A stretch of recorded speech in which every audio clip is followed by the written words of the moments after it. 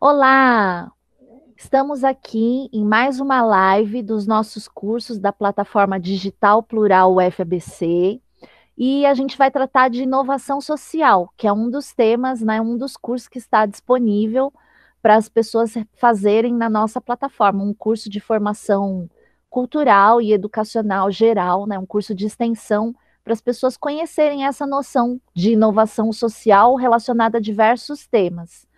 E a gente vai falar um pouco da unidade 2 do nosso curso, que tem a ver com inovação social e educação.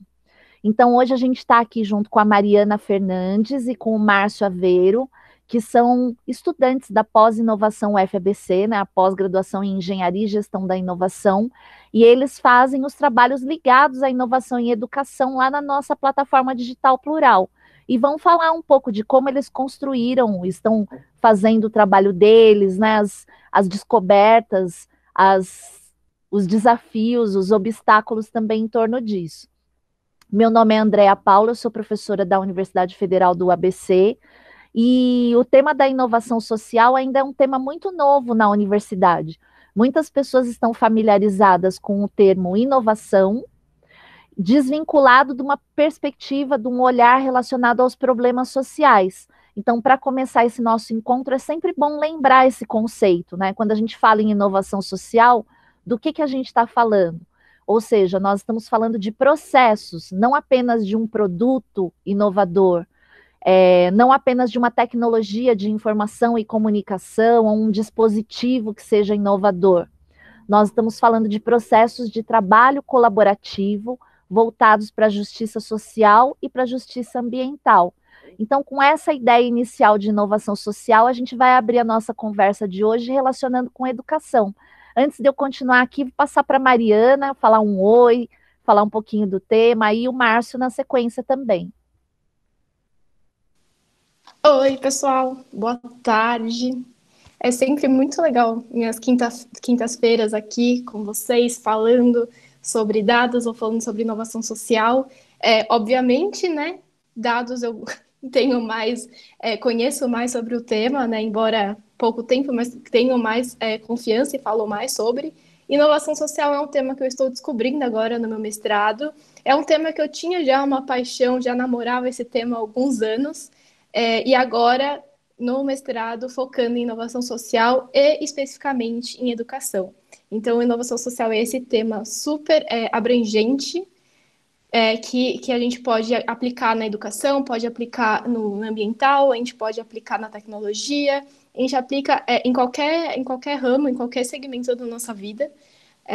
E estou adorando trabalhar com o tema e hoje a gente vai falar um pouquinho sobre educação e tá sendo o foco agora da minha pesquisa, né? Esse mundo que eu não conhecia. Eu tô adorando conhecer todos os autores. A gente vai falar um pouquinho sobre os autores, sobre quais recursos a gente pode usar e como que a gente consegue transformar, principalmente agora na pandemia, essa nossa realidade em educação que está tão triste, tão deplorável no momento. Então, é isso. Eu sou engenheira ambiental, e estou agora fazendo mestrado em Engenharia e Gestão da Inovação. E eu sempre confundo, né, professora? Mas é Engenharia e Gestão da Inovação. Inovação social é o meu tema, e é isso. Mário, você quer se apresentar um pouquinho? Oi, Mari, sim, gostaria de dar uma boa tarde a todos, né? Mais uma quinta-feira, estamos aqui firmes e fortes, mesmo com chuva, um tempo meio frio. E se alguém ainda não me conhece, eu sou o Márcio Aveiro, eu estou trabalhando com o tema de acessibilidade, que é uma das vertentes de inovação social. E é engraçado que quando a gente pensa em inovação social, nós pensamos em problemas, né? Problemas sociais e como solucioná-los de uma forma criativa. E aí surgem diversas possibilidades. E hoje nós vamos falar um pouquinho da inovação social na educação, né? Como que a educação ela pode inovar, pode alcançar novos horizontes de formas diferentes através da inovação. Talvez eu esqueci de comentar, mas eu sou formado em administração e também faço o mestrado em gestão da inovação. Minto, engenharia e gestão da inovação. Às vezes a gente esquece da engenharia, mas ela é uma parte importante aí do processo, quando a gente pensa no processo todo. E educação, às vezes a gente pensa, o que que tem para inovar, né? Mas tem tantos caminhos, tantas coisas diferentes surgindo, e espero que vocês gostem aí do nosso bate-papo. Muito bem. Para mim é uma alegria estar aqui com a Mariana e com o Márcio e o Douglas ajudando a gente na transmissão. É uma equipe completamente intertransdisciplinar, tentando aprender uns com os outros. Então, assim, o que eu queria colocar primeiro de início aqui na nossa conversa, né? Como que é a situação da educação no nosso país e no mundo de forma geral? A gente vive num contexto em que a educação ainda é muito conservadora. Em que aspectos ela é muito conservadora? Primeiro, uma perspectiva muito conteudista. As pessoas ainda têm a visão de que uma boa educação é aquela que tem muitos conteúdos para a gente estudar, decorar e depois repetir numa prova. E a gente herda, né, essa visão de educação desde o século passado, quando ainda existia uma sociedade que era uma sociedade industrial, que formava um bom número de pessoas para aprender a ler e escrever, e dar conta de atividades, muitas vezes mecânicas, em que as pessoas não eram obrigadas a pensar necessariamente no que elas estavam fazendo, no mundo do trabalho ou no dia a dia.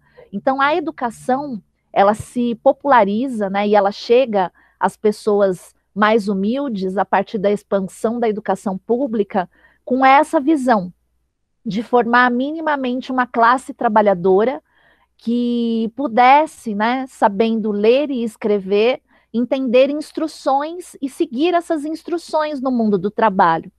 O que a gente vê no final do século XX? A gente vê uma completa transformação da realidade contemporânea, né?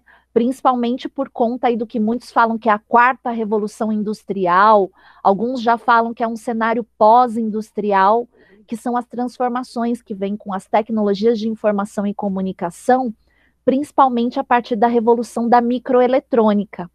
Então, um dos autores que a gente estuda, né, para tratar dessas temáticas ligadas à inovação social em educação, é um famoso sociólogo, Manuel Castells, sociólogo espanhol, que ele publicou, né, uma série de livros chamada A Sociedade em Rede, e ele cunhou esse termo para falar dessa transformação social profunda que a gente passou a viver a partir da segunda metade, né, o final do século XX. Então, o que seria essa sociedade em rede? A sociedade em rede, de alguma forma, é essa sociedade que está conectada através dessas redes que foram construídas pela microeletrônica. E isso numa perspectiva global, né, de transformação do capitalismo, das formas de organização da produção, das formas de governança, das relações econômicas. Então, nesse sentido, o Manuel Castells, ele aponta que mesmo uma pessoa que não está conectada na internet, por exemplo, ela se encontra hoje numa sociedade em rede, porque as decisões são tomadas no âmbito dessa sociedade em rede. Mesmo que você não seja a pessoa que toma essa decisão, ou o grupo, né, que dirige essa sociedade, que tem poder econômico, político ou social, nós estamos sujeitos às tomadas de decisões, às políticas públicas, à administração econômica, financeira, política de quem está nessa rede internacional, né, conectada. E aí, dentro desse cenário, esse sociólogo e muitos outros pesquisadores passaram a apontar que existe uma defasagem tremenda da estrutura educacional, a forma como a gente organiza, né, o ensino, a aprendizagem, as instituições educacionais e as demandas que se têm colocadas hoje para a gente conseguir sobreviver nesse mundo, né, que requer que nós tenhamos habilidades, competências para tomar decisões, para elaborar projetos, para trabalhar em grupo. Então, a gente está vivendo uma situação muito crítica, né? Como se a gente tivesse artefatos e condições de lidar com as tecnologias que vão além, né? Que foram construídas pela própria humanidade, mas o uso que isso é feito no dia a dia, nas escolas, nos locais de trabalho, ainda está muito aquém do que a gente poderia aproveitar. E aí, assim, infelizmente, a gente vive um momento crítico na pandemia. A gente vive um momento em que as escolas, elas foram fechadas, né? As universidades, como é que a gente trabalha, a gente está numa situação de isolamento social. E eu digo infelizmente, porque por mais que nós tenhamos as tecnologias de comunicação e informação, por mais que a gente esteja utilizando isso nesse momento, né, para fazer videoconferência, para ter aula online, ter todas essas tecnologias à disposição não elimina, de forma alguma, a gente trabalhar no presencial, a gente ter contato e trabalhar em grupo, no mesmo ambiente, né, conhecendo e interagindo com as pessoas ao vivo e a cores. Então, muitas pessoas confundem essa ideia de inovação social em educação como se, por exemplo, nós defendêssemos, né? Algumas pessoas acham, inovação social em educação agora, depois desse massivo uso, né, das tecnologias de informação e comunicação, é o povo que vai ser totalmente favorável a tudo ser EAD. E aí eu já acho que a gente tem que começar a conversa aqui dizendo, existem vários tipos, né, de educação online, educação aberta, EADs, né? E não adianta nada a gente ter tecnologias de informação e comunicação que são de natureza colaborativa se o uso delas continua a ser conteudista. Então, esse é o desafio, eu acho, principal nesse momento. As pessoas entenderem que nós temos acesso, né, a recursos por conta da cultura digital, que é outro conceito que a gente vai falar. A gente tem acesso a uma cultura que é mais colaborativa, que democratiza quem vai produzir conteúdos, não tem só mais uma relação hierárquica, né, de ter um professor que só ele passa conteúdos e os alunos são espectadores. Nós temos uma situação que nós podemos ter criações colaborativas, nós podemos aprender juntos, né? Aprender e ensinar de forma mais horizontal, mas ao mesmo tempo a gente vê uma profunda resistência a isso. Resistência de pessoas, né, da minha geração, por exemplo, né? Pessoas que têm 40, 50 anos de idade, que foram educadas numa educação muito tradicional, que ainda aquela educação conteudista, reprodutivista, acostumada com prova, com questão de múltipla escolha, né? Como forma de avaliar o que está sendo aprendido. Então, eu vejo principalmente que a minha geração, ela tem dificuldades de lidar com a inovação social. E agora, nesse momento da pandemia, são essas pessoas da minha geração que estão gerindo as instituições educacionais.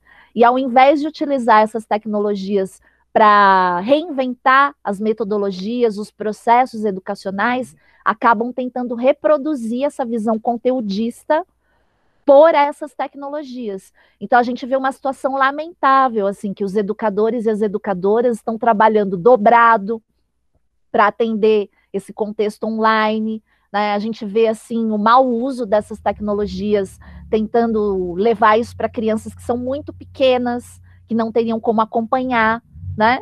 A gente está vivendo uma situação emergencial que muitas empresas que estão utilizando o EAD fazem um trabalho ruim, de péssima qualidade, como sendo um trabalho educacional, né? Reproduzindo conteúdos que são de pouca qualidade, ou às vezes colocando pessoas sem formação para fazer as mediações, para pagar baixos salários para as pessoas, né? É uma forma de baixar a qualidade mesmo da educação. E até mesmo de demitir profissionais, né? Fala assim, já que tem essa tecnologia e os conteúdos já estão lá, não precisa de gente. Vamos colocar só os robôs aí para responder questões já pré-preparadas, e ótimo, isso é inovar em educação. Então, acho que para abrir esse debate, eu queria que a Mariana, né, o Márcio, a gente fazer uma rodada aqui, falando o que vocês acham desse contexto, como que vocês estão vendo esse dilema que a educação está enfrentando, né? Porque a gente está vendo uma situação que a gente sabe de profundo impacto com o fechamento das escolas. Então, a gente sabe que isso vai ocasionar evasão escolar, a gente sabe que muitos jovens vão ser convocados aí para o mundo do trabalho, ao invés de completar o seu ensino médio ou conseguir chegar na universidade. E eu queria ouvir a Mari, né, o Márcio, porque, para mim, eles são pessoas privilegiadas, assim como eu sou, da gente poder estar na universidade pública, estudando, fazendo pesquisa, ao mesmo tempo fazendo projetos de extensão, e eu tenho certeza que a educação faz muita diferença na vida deles, como faz na minha, como profissional que trabalha com educação, ciência, cultura e pesquisa. Então, passo a palavra aí para a Mari, né? E depois. Professora do céu, que introdução foi essa, hein? Maravilhosa, assustadora e inspiradora ao mesmo tempo, né? Eu queria levantar o ponto que você falou que não tem como a gente fugir a gente não tem mais, né? O Pierre Levy, que é esse outro autor que a gente usa muito na inovação social na educação, ele traz esse tema. Não existe diferença entre o virtual e o real. Não, a gente está conectado. Então, mesmo que eu achei muito bom o seu exemplo, mesmo que a gente não esteja na internet falando e desenvolvendo temas, a gente está sofrendo o impacto disso também. Então, eu achei muito bom esse exemplo. E eu queria trazer um dado que eu estou usando na minha pesquisa, que é de 2007 a 2015. Então, é um cenário pré-pandemia que não traz essa problemática que você apontou, que alguns alunos, né, muitos dos alunos, vão abandonar as escolas nesse tempo de pandemia porque vão ter que ajudar a família a aumentar o rendimento familiar. Então, assim, é um dado que já era triste e a gente ainda vai observar uma piora, com certeza, nesse dado. Então, aqui, de 2007 a 2015, o INEP, que é o Instituto Nacional dos Estudos e Pesquisa Anísio Teixeira, ele colocou que aproximadamente 1 a cada 10 jovens abandonam a escola durante o ensino médio. Então, assim, é um número que a gente, putz, 1 a cada 10 são 11%, é um número grande, porque o ideal é nenhum aluno abandonar a escola. Então, eu sou uma pessoa que me sinto muito privilegiada pela educação, e eu acho que fico até emocionada. Então, deixo aqui um agradecimento público à minha mãe, ao meu pai, que fizeram muito, muito esforço pela minha educação. Sempre colocaram como primeiro lugar a minha educação e da minha irmã. Então, hoje, somos nós duas formadas. Minha irmã também já fez faculdade, está na pós-graduação. Então, a gente criou uma paixão pelo estudo, pela educação. Embora tenhamos tido uma educação totalmente antiquada, né, com provas, que é a educação que todo mundo tem, a maioria, né? Hoje a gente consegue ter umas escolas que são mais humanizadas, mas eu tive muita sorte de ter nascido na família que eu nasci, porque eu fui sempre inspirada a educar, a educação, tanto na escola quanto jogos em casa. Então, um agradecimento também de todo o meu coração a meus pais, porque eu sei quanto que eles lutaram, eles não tiveram as mesmas oportunidades que eu tive, e eu só tive por causa deles. Então, aproveito o espaço aqui, nem sei se podia, mas já coloquei. Então, eu tive esse privilégio de estudar em escolas muito boas, e o privilégio, eu acho, que também é sair de algumas bolhas, né? A escola, ela traz muito isso, a gente consegue sair da bolha. E realmente a gente não deveria aceitar nenhum aluno saindo da escola no ensino médio. Então, temos essa visão que isso vai piorar, isso não é legal, a gente precisa mudar. E aí, durante as minhas buscas no mestrado, eu consegui entender um pouco por que os jovens estão saindo. E uma dessas maneiras é o quão antiquado é o sistema escolar hoje, o sistema de ensino. No livro que a professora comentou, da Sociedade em Rede, do Manuel Castells, ele se daqui, vou até fazer a propaganda, hein, professora, que você falou, ele colocou uma pesquisa, ele fez uma pesquisa dentro da universidade que ele trabalha, e ele coloca lá que os alunos, né, os jovens, eles não querem nem mais assistir a televisão aberta, porque eles não têm a possibilidade de escolher o que eles querem assistir. Então, eu quero assistir uma coisa agora, eu não vou esperar daqui 5, 10 minutos, 1 hora para assistir. Então, para a gente ter noção que os jovens não vão aceitar mais algumas coisas fechadas que a nossa geração, a geração da professora, aceitaram. Então, a gente precisa colocar inovação social, precisa inserir cultura digital dentro das escolas. Então, é isso. Eu acho que o Márcio vai complementar agora, mas aí tem muitos assuntos ainda que a gente vai falar aqui hoje. Então, vocês que estão acompanhando a gente vai falar sobre educação aberta, educação online. Por que vocês estão falando aí que EAD é assim, é assado? A gente vai explicar por que a gente tem essa visão em relação ao EAD. Então, acompanhe aí e mandem perguntas para a gente. Márcio. Nossa, Mari, depois dessa, eu também quero agradecer meus pais, a todos que me apoiam, falar assim, vá, você tem que estudar, né? Infelizmente, a gente vive num país que ainda há, né? Infelizmente, pessoas e grupos que não são favorecidos. Quando eu digo favorecidos, às vezes a própria família não apoia, ou enfim, ou tem outras diversidades e não consegue perceber a educação como prioridade. E quando a gente pensa em países desenvolvidos, né, pense numa sociedade menos desigual, a gente sempre tem que observar a educação, que é a vertente principal aí desses países. E eu queria puxar um gancho aqui que a professora comentou na hora que ela falou, eu comecei a rir, pensando na questão do tradicionalismo, né, educação tradicional. Muitas das vezes, nós mesmos acabamos forçando essa educação para as gerações mais novas. Eu faço parte da geração mais nova, mas muitas das vezes meus pais, ou até eu mesmo com meu irmão mais novo, eu falo assim, mas cadê o trabalho, cadê a lição, cadê aquela coisa, a gente fica meio em cima, porque nós fomos doutrinados, né, dessa forma. Não é nem dizer certo ou errado, mas já não é mais cabível para a sociedade que nós vivemos. E às vezes a gente cobra, então de certa forma a gente acaba influenciando e puxando ainda essa raiz de querer algo mais tradicional. Eu quero um livro, eu quero cadê o que você vai seguir, eu quero ver essa orientação, e não. Hoje em dia é tão mais prático. Eu vejo meu irmão, ele é adolescente, e não só ele, né, eu mesmo, às vezes a gente entra, tem alguma dúvida, entra na internet, entra no Google, o Google responde. Enfim, claro que existem informações que às vezes não são tão corretas, podem haver fake news, mas a internet, ela tem facilitado muito a vida. Então, principalmente no ensino, quando a gente pensa nisso, é algo que tem que ser mudado. E aí, quando a gente fala, tem que ter uma mudança geracional, não só dos professores que estão em sala de aula, mas também dos pais, todos que estão ao redor. Às vezes até nós mesmos, né, de gerações mais recentes, às vezes trazemos esse viés. Falo isso porque às vezes no próprio curso de pós-graduação, às vezes tem uma dinâmica diferente e a gente não entende. E aí a proposta, eu me recordo que uma vez a professora, ela falou assim, não, eu quero, não a professora André, uma outra professora, ela falou assim, não, gente, vocês estão seguindo e estão seguindo uma linha tradicional, e eu estou querendo propor algo diferente, algo novo. Então, às vezes é chocante até para nós, que não estamos habituados. Mas é um exercício importante. Quando a gente pensa também aí, na evolução, ainda são poucas escolas no Brasil e até mesmo no mundo que estão evoluindo, né? Não estão nem engatinhando, mas talvez já evoluindo numa dinâmica diferente.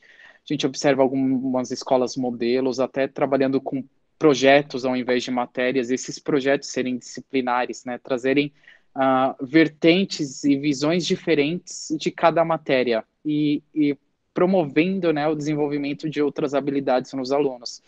Então, isso é importante. Não só, como a Mari disse, né? Você ser criado naquela bolha e depois, na hora que estoura, é uma surpresa. Não. Mas quando ele já é desenvolvido desde o início outras habilidades, provavelmente essa criança ela vai estar mais apta para o mundo, para o mercado de trabalho, para a sociedade em si. Antes de qualquer coisa, para a sociedade ela já vai estar mais amparada e preparada. É isso, né? Vocês apontaram aí, eu acho que é um grande impasse, né, para a geração de vocês, que são de pessoas muito novas, aí na faixa dos 20 anos, mas que vivem essa transição entre uma educação tradicional e a inovação que vocês podem encarar e ser protagonistas. E eu acho que vocês estão fazendo isso quando a gente está aqui se desafiando a, né, conversar ao vivo, responder as perguntas, dar nossa cara para bater. Eu acho que a gente está num caminho muito bom.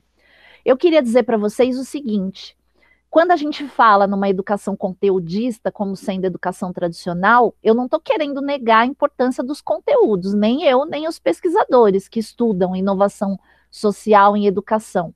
O que a gente está querendo dizer é que uma boa educação, né, e uma educação inovadora, socialmente inovadora, ela não se resume aos conteúdos. Ela valoriza que a gente, por exemplo, possa conviver e manifestar as nossas opiniões, que a gente possa conviver e criar juntos. Então, nesse sentido, a gente já pode fazer uma diferenciação entre o que seria uma EAD mais tradicional, né, e o que a gente está chamando de educação aberta ou de educação online. Numa EAD mais tradicional, os conteúdos eles já vêm fechados, né? Eles já vêm, de alguma forma, organizados linearmente, e aí você tem que obrigatoriamente seguir aquele roteiro, decorar aqueles conteúdos e responder num instrumento de avaliação, sem necessariamente dar a sua opinião, sem necessariamente trazer uma pesquisa que você trouxe ou você desenvolveu.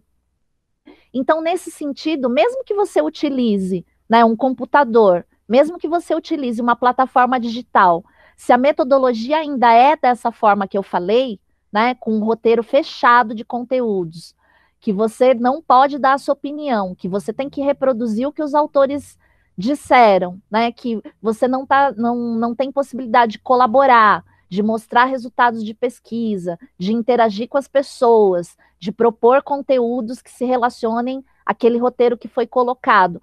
Então, o que foi inovador nisso?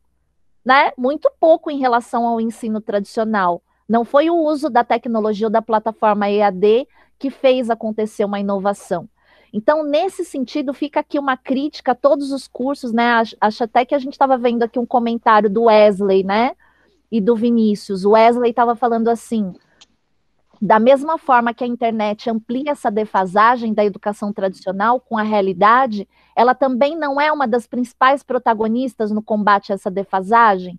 Sim, nós acreditamos exatamente nisso, que a internet pode ser uma das principais protagonistas no combate a essa defasagem, se ela se propuser, né, se nos propusermos a usá-la de forma inovadora, socialmente inovadora, que seria atenta à realidade, né, dos jovens, dos diversos grupos sociais, permitindo que as pessoas pudessem estudar de acordo com o seu ritmo, estudar trazendo a sua trajetória, os seus interesses para dentro desses estudos, que esses estudos não fossem só padronizados de alguma forma, né? E todos tivessem que atender as mesmas metas. Então, a internet, ela pode ajudar muito nisso, porque na internet a gente encontra essa noção de cultura digital. O que seria cultura digital? A cultura digital seria um contexto, um ambiente em que nós temos diversas linguagens, né? A linguagem visual, o audiovisual, as fotografias, o som, o hipertexto, né, que são os textos em hiperlinks, que você clica num texto e ele te leva para vários outros caminhos. Então, a cultura digital é a hibridização de todas essas linguagens. E que nós podemos manipular, conhecer e criar de forma não linear, né? De acordo com os estudos, as pesquisas, a forma como a gente quer abordar um tema, que não tem uma única visão, que ele possa ser pluralizado. Então, como o nosso desafio é pensar dentro dessa cultura digital que já existe, como que nós podemos construir uma educação que ajude os jovens, né, ajude as crianças a utilizar esses recursos das diversas linguagens para aprender sobre diversos assuntos mais e melhor, né, e para poder construir conteúdos também, para poder produzir novas imagens, novos textos, novos sons. Então, nesse sentido, né, quando o Wesley perguntou, poderia ajudar a combater essa defasagem? Sim, se nas escolas, nas instituições educacionais, que já foi mencionado aqui, o Márcio já falou, a Mari já falou, já tem algumas instituições que fazem isso desde a educação básica, consegue transformar os estudantes em protagonistas, não só em espectadores, né? Conseguem, através dessas ferramentas, ensinar uma criança a criar um site, né, a se comunicar pela internet, a interpretar o que é uma notícia falsa ou verdadeira, descobrir, né, diferenciar um conteúdo que tem legitimidade, porque veio de determinadas instituições educacionais, universidades, né, centros de pesquisa de outros que são sem legitimidade, né, que vem de grupos que você não sabe quem foi que fez, ou que sabe notoriamente que ali é um foco de produção de notícias falsas, né, ou de teorias da conspiração. Então, assim, existe todo um processo para fazer as crianças e os jovens se alfabetizarem na cultura digital, não serem apenas aqueles que vão consumir conteúdos já prontos na cultura digital, mas se alfabetizar para selecionar esses conteúdos, para produzir novos conteúdos. Então, nesse sentido, o papel dos educadores, das educadoras, é também um papel de criador de conteúdos, é também um papel de mediador, de mediadora, né, de incentivador, que as pessoas possam conviver e manifestar essas expressões. E aí tem o Vinícius também colocou aqui, né, refletir sobre educação digital é fundamental. Podemos colocar como exemplo os cursos superiores no formato EAD, que apresentam taxas enormes de evasão. Então, por quê? Porque existem cursos e cursos, né? E por que que tem uma grande evasão na EAD também? Porque as pessoas precisam aprender a estudar com mais autonomia, muitas vezes. Elas vão ter um roteiro de estudos e elas precisam acompanhar aquele roteiro e criar uma disciplina, né, para acessar os conteúdos, produzir suas pesquisas, disponibilizar as suas criações. E muitas vezes as pessoas estão acostumadas com aquele sistemão de você entrar numa sala de aula, ter uma chamada, né? Você ser punido ou não, se você está ali, se você apresentou uma atividade ou não. Então, lidar com a cultura digital requer também uma autonomia, que a gente cultive, né? Uma disciplina, cultive a disciplina de fazer as coisas individualmente, cultive uma disciplina de fazer as coisas em grupo. E eu queria dar um exemplo aqui para vocês em relação à nossa plataforma digital plural.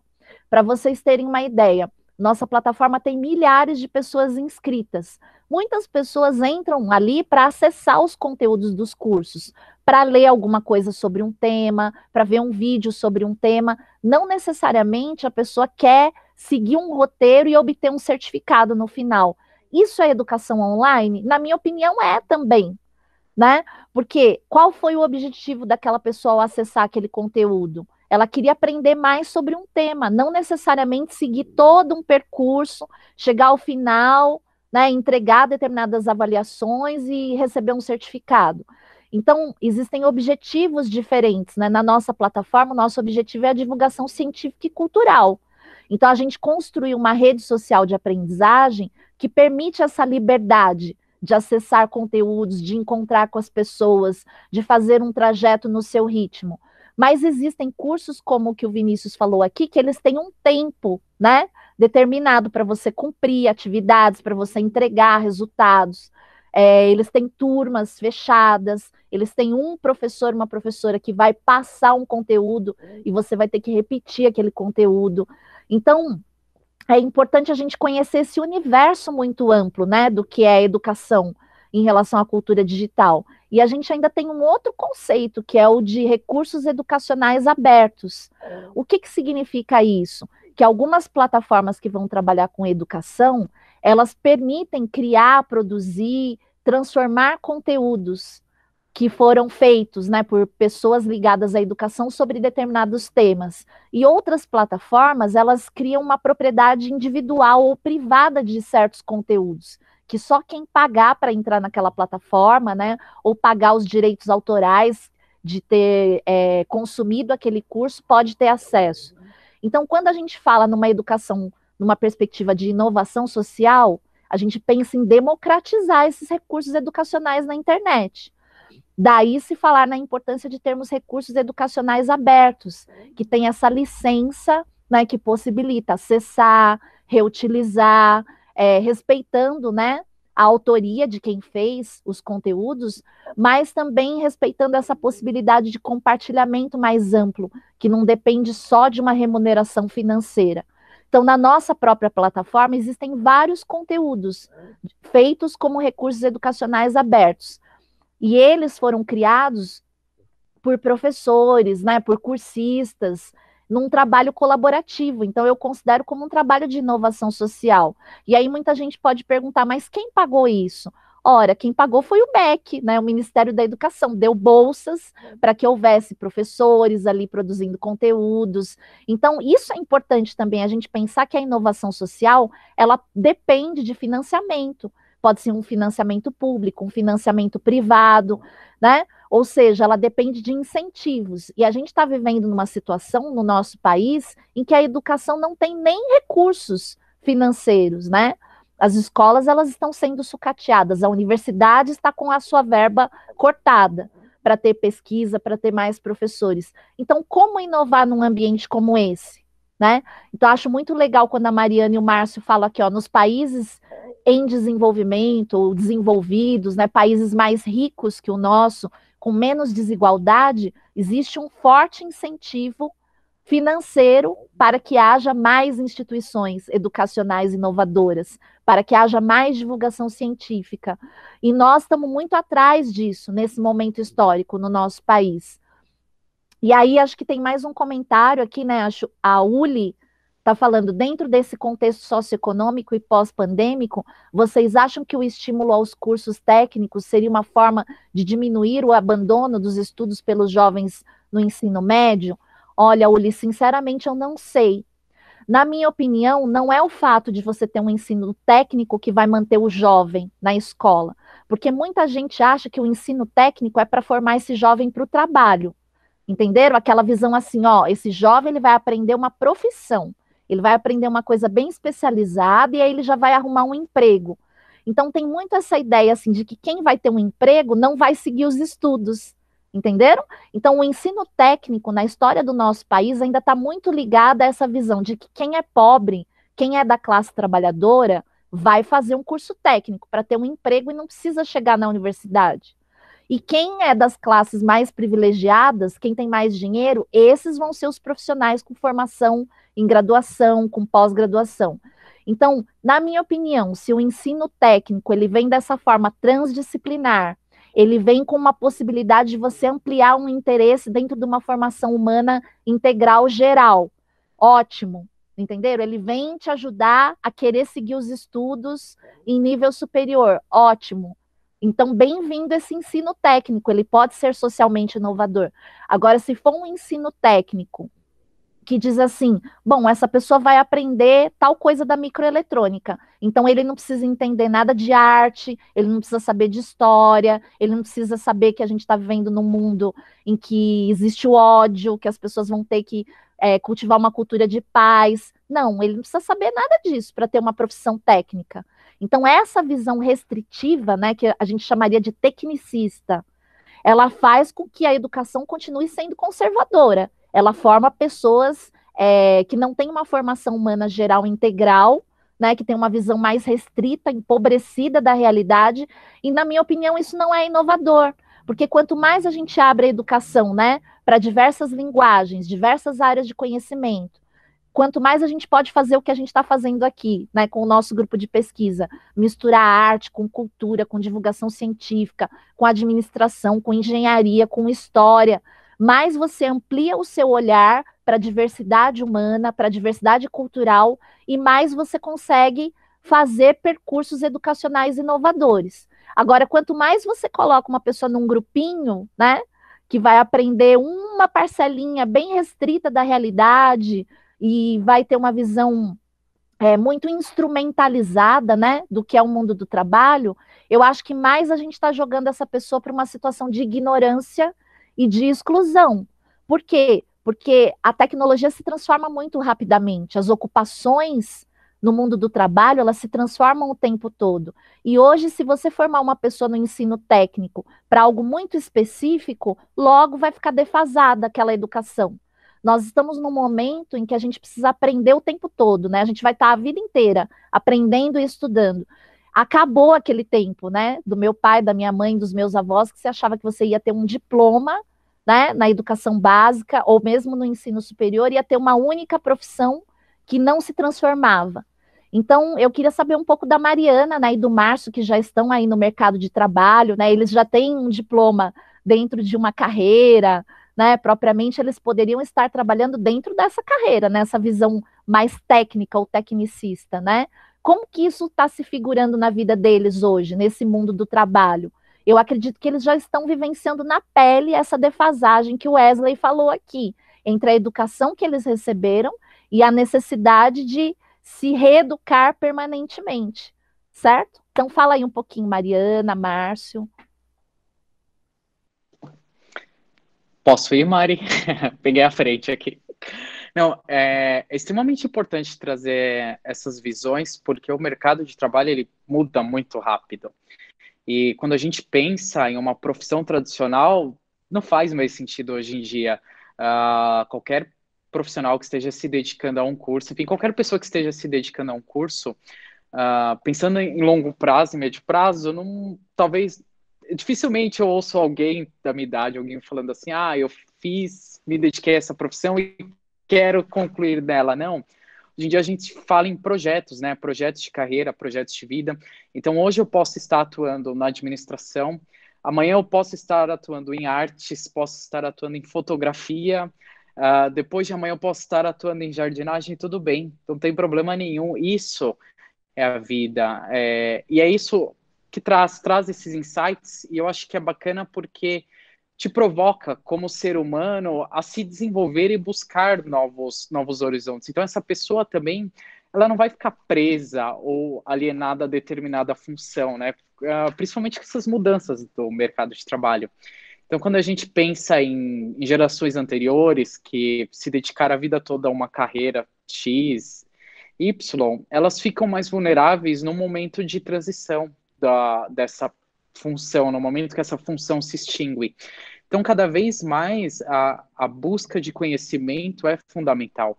Então, hoje, eu brinco, eu falo assim, hoje eu estou administrador, amanhã eu posso estar outra coisa. Eu sou formado, mas não quer dizer que amanhã eu vou continuar fazendo isso. Amanhã eu posso estar trabalhando com projetos, amanhã eu posso estar trabalhando com projetos públicos, atuando no governo. Então, a vida profissional hoje, o mercado de trabalho, ele exige isso, exige profissionais multidisciplinares. Claro que a gente não pode negar que existem determinadas funções que são mais específicas, dependendo direito, algo mais tributário, algo mais técnico, mas até elas exigem mudanças, exigem educação. Exemplo disso é o próprio as mudanças tributárias que estão ocorrendo, até mesmo a nível global, quando a gente pensa em programas de defasagem da evasão fiscal. Então, o próprio profissional da área tributária, o próprio pessoa formada em direito, ele tem que buscar esse conhecimento. Ele não pode achar que, eu tenho um diploma, pronto, estou com a minha vida garantida, estou com o meu emprego garantido. Não. Ele vai perceber que as mudanças ocorrem de forma muito rápida. E eu acho que quem acaba ganhando aí, passando na frente, é quem buscou esse conhecimento e adquiriu. E quem vai deixando de lado, vai deixando para o segundo, terceiro momento, acaba ficando também num segundo, terceiro plano no mercado de trabalho. Mari, quer comentar alguma coisa?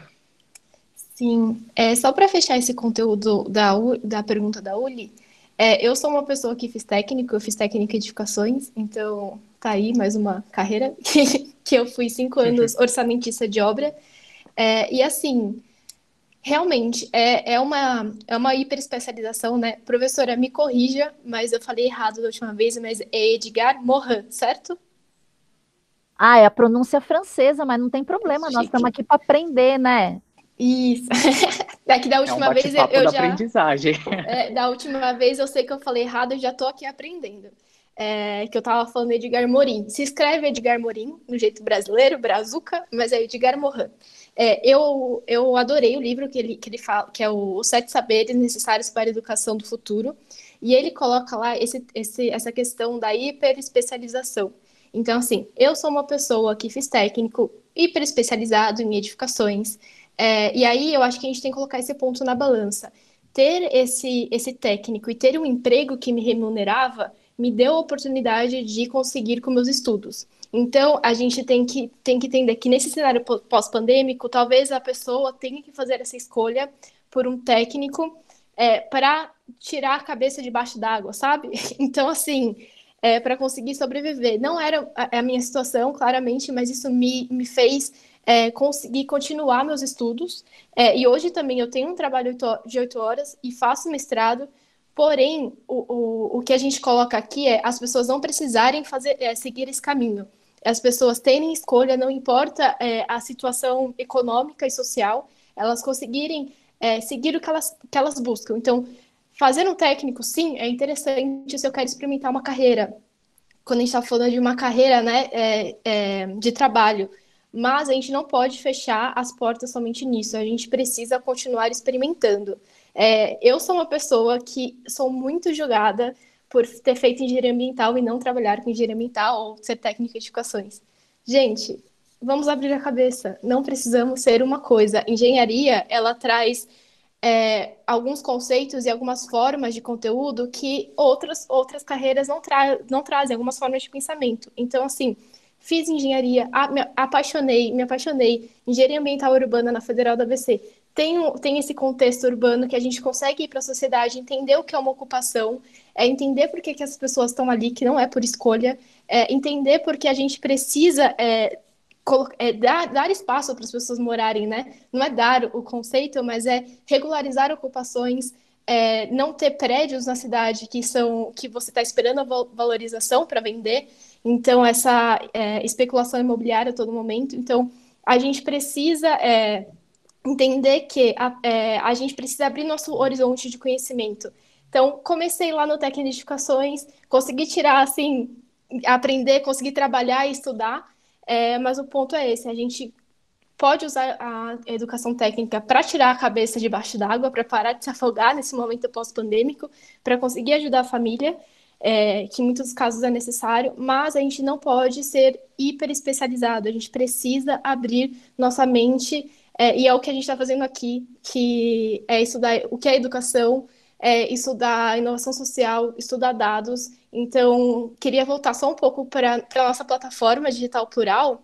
Então, fechando esse conteúdo e falando um pouco mais da nossa plataforma, a professora Andréia falou muito sobre EAD, falou muito sobre recurso educacional aberto, e aí eu queria trazer um outro conceito também, professora, que é a educação aberta. Então, quando a gente fala ter uma educação online, uma educação aberta, a gente está falando de dar liberdade para o estudante e para o professor estudar o que ele deseja, né? Foi até uma coisa que você comentou, né, professora, de o estudante, ele não precisa entrar na plataforma e fazer o curso por completo.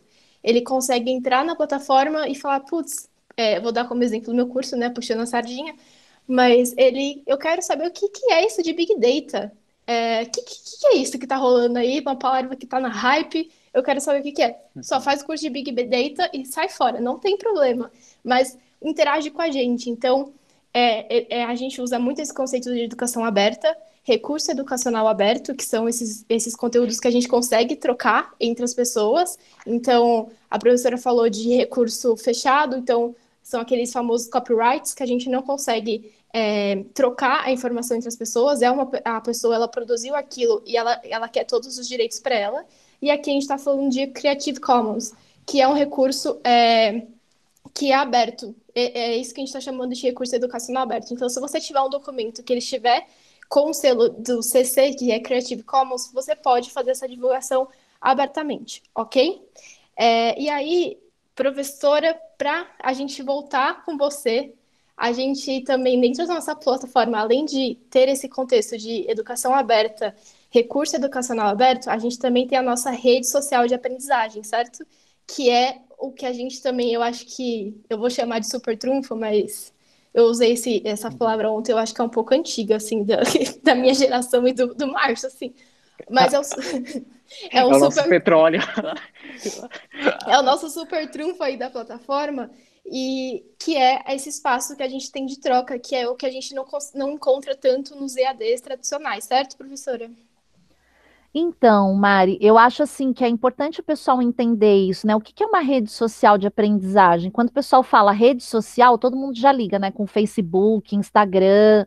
Ali existe um modo de sociabilidade, né? Cada um tem um perfil e você posta coisas que você acha interessante para as pessoas comentarem, curtirem, interagirem com você. E numa rede social de aprendizagem, o que a gente faz? A gente usa esse mesmo modo de se comunicar, né, através de um feed, de um histórico de perfis que publicam coisas, mas o foco é a aprendizagem em torno do tema que está sendo tratado lá. Então, o que a gente vê na nossa plataforma que eu acho muito interessante? A pessoa está fazendo um curso, como, por exemplo, o curso lá que o Márcio coordena, né, de acessibilidades e tecnologias.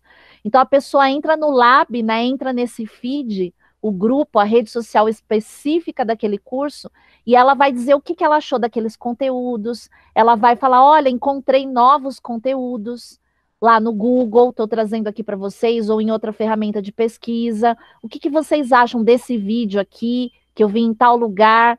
Então, a rede social de aprendizagem, ela possibilita que quem é cursista também agregue conteúdos. E nesse sentido, nós que somos as pessoas mediadoras, as professoras, os professores, a gente aprende com esses novos conteúdos que chegam também.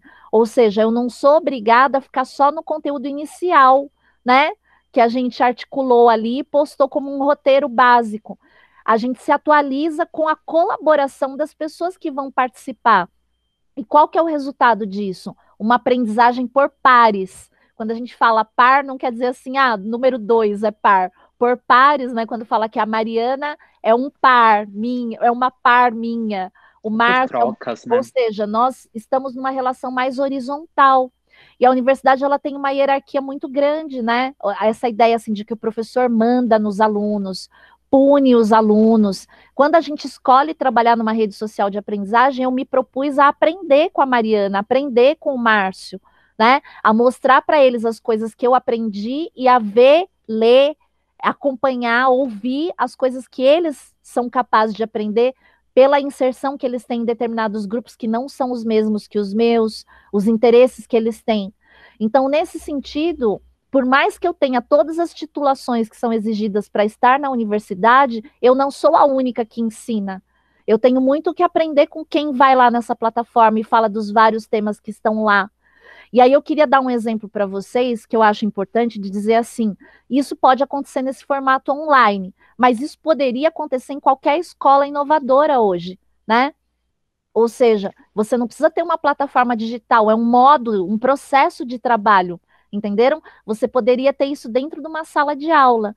Então, vou dar um exemplo, né? Meu filho estudou numa dessas escolas inovadoras na educação fundamental, e eu acho fantástico contar para vocês que, por exemplo, não havia sala assim, primeiro ano, segundo ano, terceiro ano. Você tinha pelo menos crianças de 3 idades diferentes juntas. Então, elas tinham experiências de mundo diferentes e trabalhavam por projetos, projetos relacionados a todas as áreas de conhecimento, como tem na nossa plataforma.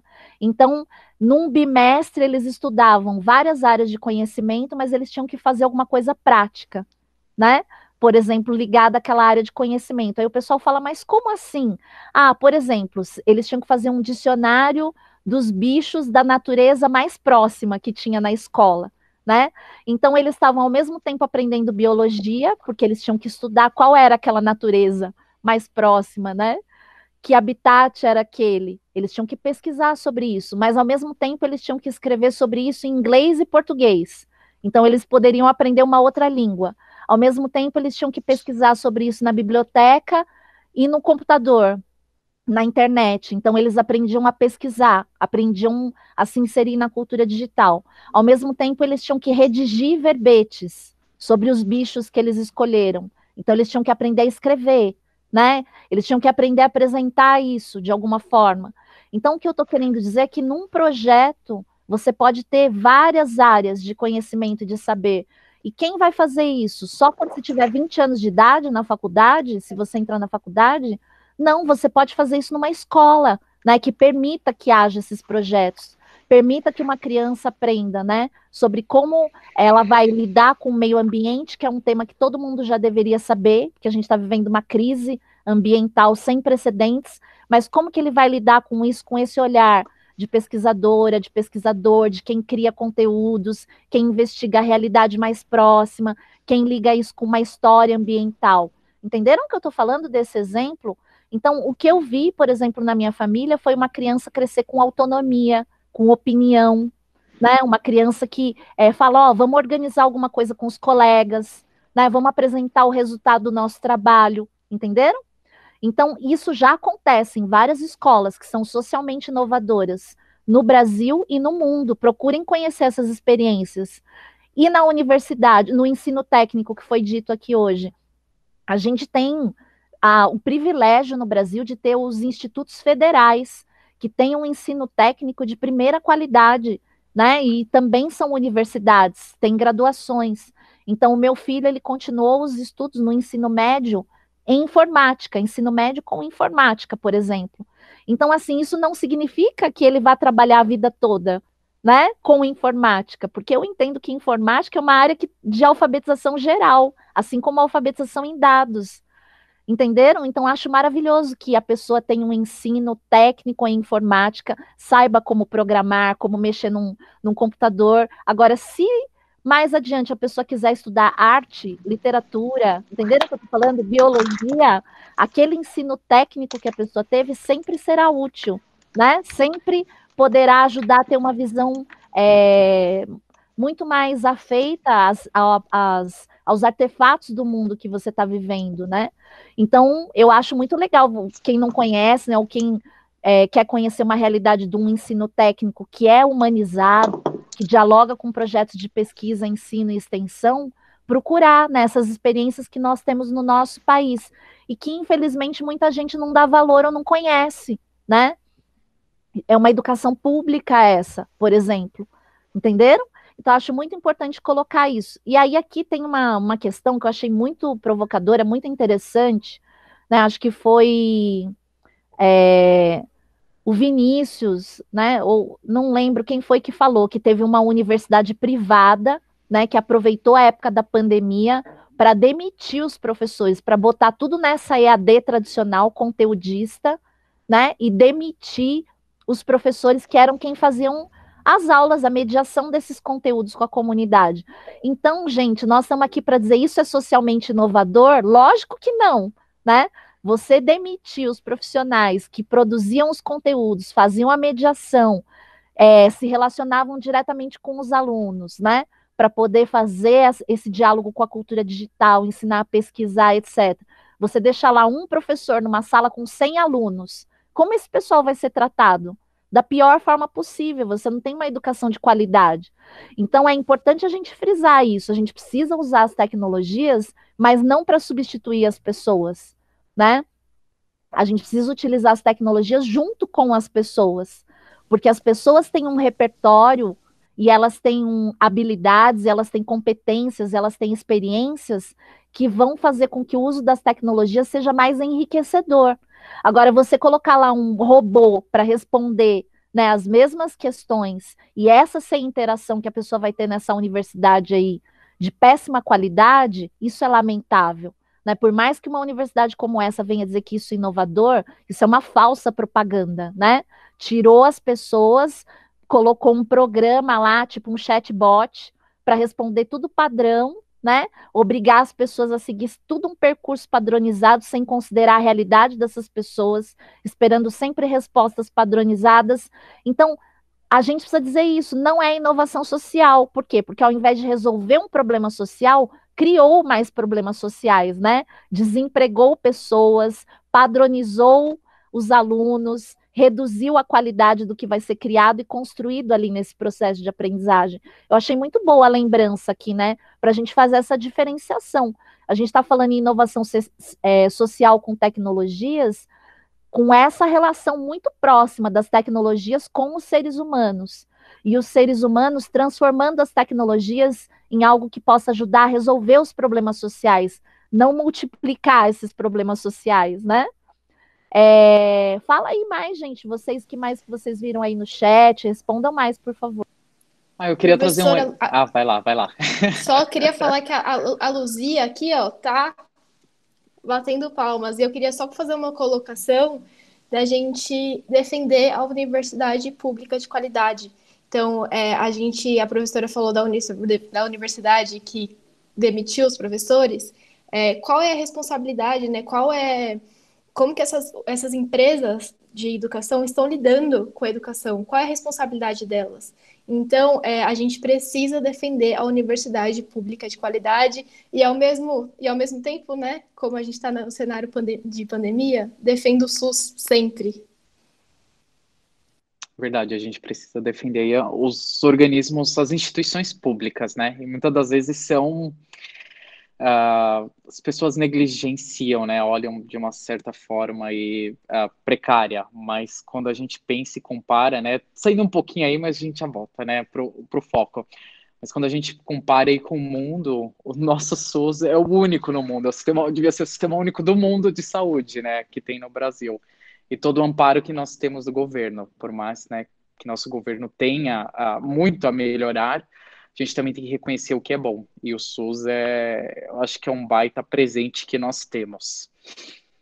E eu queria comentar aqui algumas coisas que a professora trouxe, né? Até um resumo aqui, o Camari comentou que ela é engenheira ambiental, mas as pessoas às vezes criticam. E não, eu acho que pelo contrário, do meu ponto de vista, é algo importante e legal. É importante ter essa multidisciplinaridade, né? Pessoas diferentes ocupando cargos e posições totalmente diferentes ou adversas à sua formação, porque trazem insights e visões que a pessoa formada ou especializada naquele determinado assunto não consegue perceber. Então, quando a professora comentou também do aluno dela, do filho dela, que ele experimentou ali alguns projetos com através de diversas disciplinas, no final do dia, você tem um profissional, você tem uma pessoa capacitada para ter diversas visões. E é legal porque traz a questão socioambiental, a responsabilidade social. Então, pensando aí também na Mari, como engenheira ambiental, ela pode, por exemplo, trabalhar na indústria, em qualquer outro lugar, e defender ela como essa pessoa capacitada e que conhece esse assunto, ela pode falar assim, opa, peraí, na hora de lançar esse produto, esse serviço, isso não é legal, ambientalmente falando, isso não é responsável, não tem uma responsabilidade socioambiental. Então a gente tem que pensar isso e cada vez mais dar abertura a todos os perfis, né? Não pode estar segregado. E eu queria trazer aqui uma coisa que eu experienciei aí na minha trajetória profissional. Eu trabalhei por alguns anos numa empresa americana e havia uma rede social de aprendizagem, só que as pessoas não sabiam lidar com aquilo.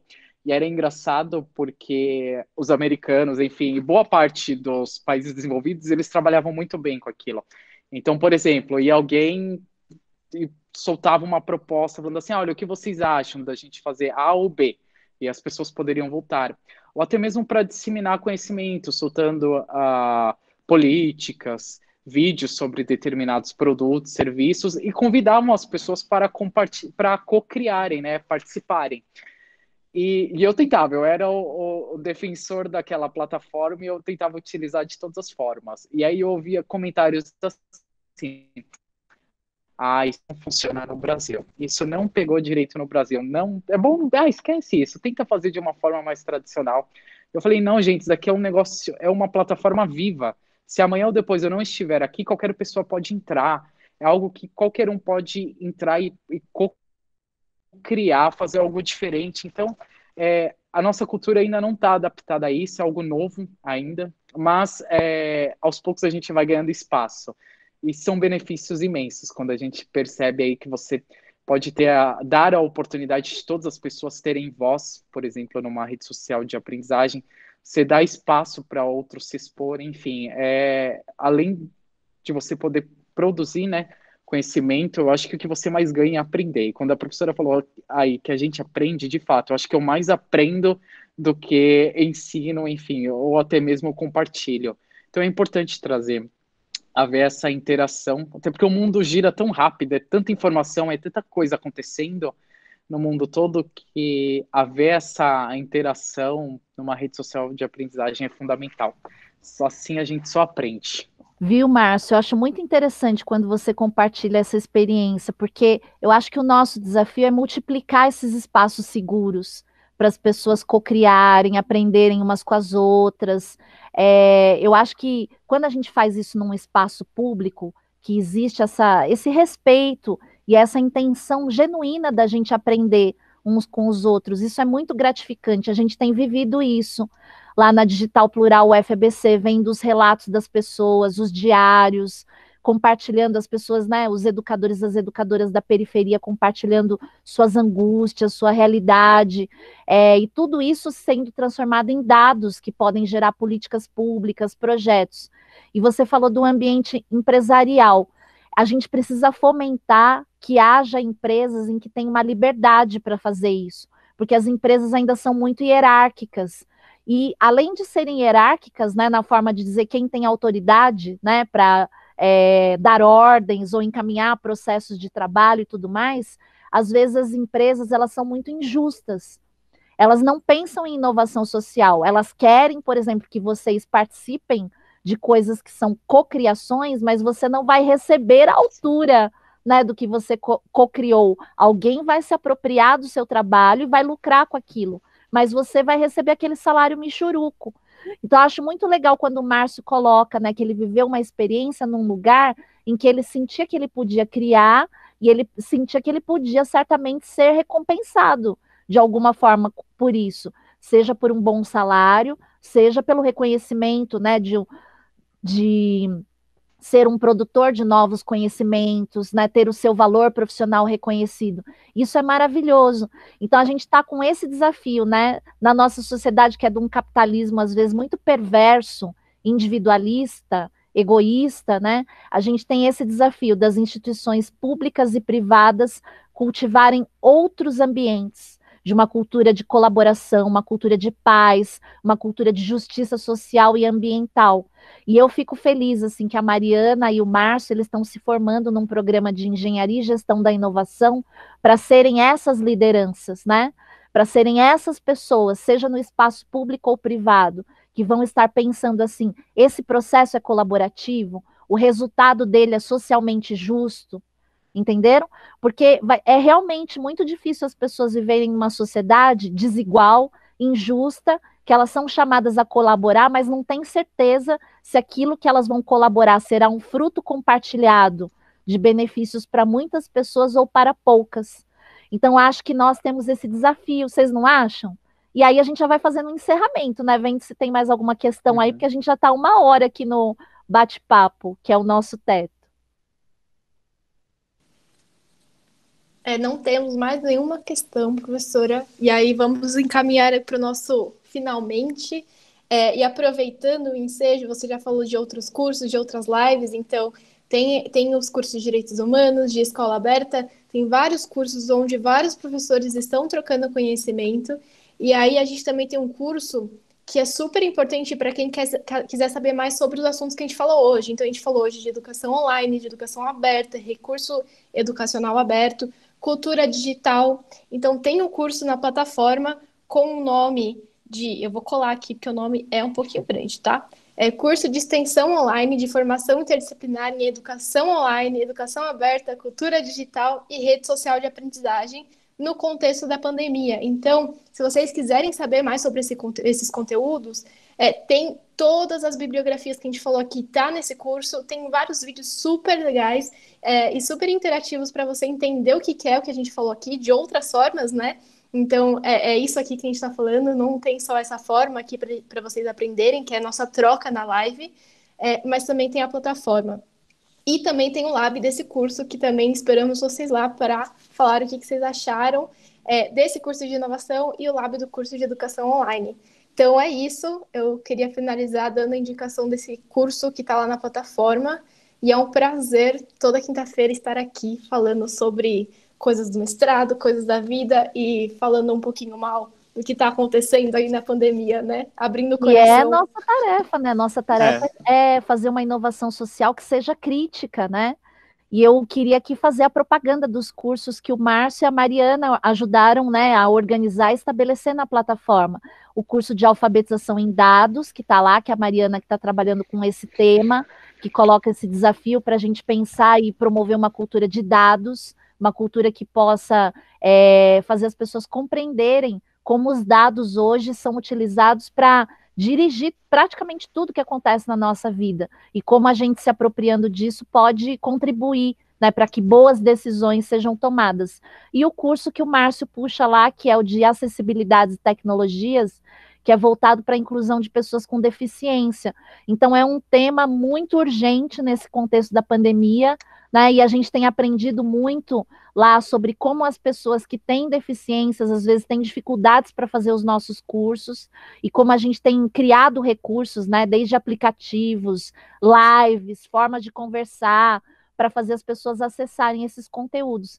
Então, eu queria agradecer muito, né, a Mariana e o Márcio por puxarem essas iniciativas, por estudarem esses temas, por levarem isso nos ambientes de trabalho onde eles se encontram, porque eu acredito que essa educação que eles estão promovendo como co-criadores numa universidade pública é uma educação socialmente inovadora. Na teoria, né, porque eles têm que estudar um monte de coisa obrigatoriamente, e na prática, porque eles estão aí, né, caído da frigideira no fogo e tem que fazer as pesquisas, tem que lidar com os cursos, tem que atender milhares de pessoas. E aí passo a palavra aí para o Márcio se despedir, já vou dando meu tchau aqui, agradecendo mais esse encontro.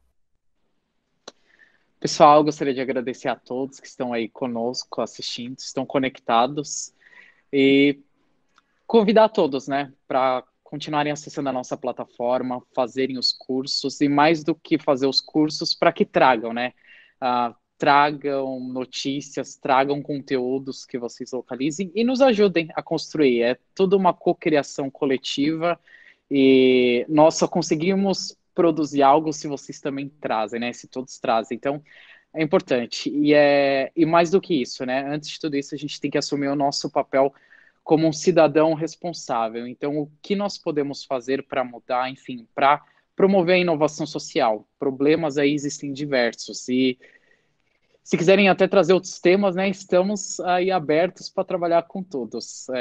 Inovação social é um campo muito grande, problemas sociais existem em diversas ordens, mas nós temos que ser a mudança. E quando eu falo nós, é eu, é você, somos, seja numa rua, seja num bairro, numa cidade, num estado, num país, enfim, onde quer que você esteja, seja um agente de transformação. Então, entre conosco na nossa plataforma, participe e com certeza vamos fazer coisas legais aí juntos. Um beijo no coração de vocês. Bom fim de semana. Vamos pro tchau todo mundo junto, então? Vamos lá. Pro Douglas aqui, o Douglas tá ajudando a gente no stream fechar. Tchau! Então, tchau! Tchau! Até a próxima! Até!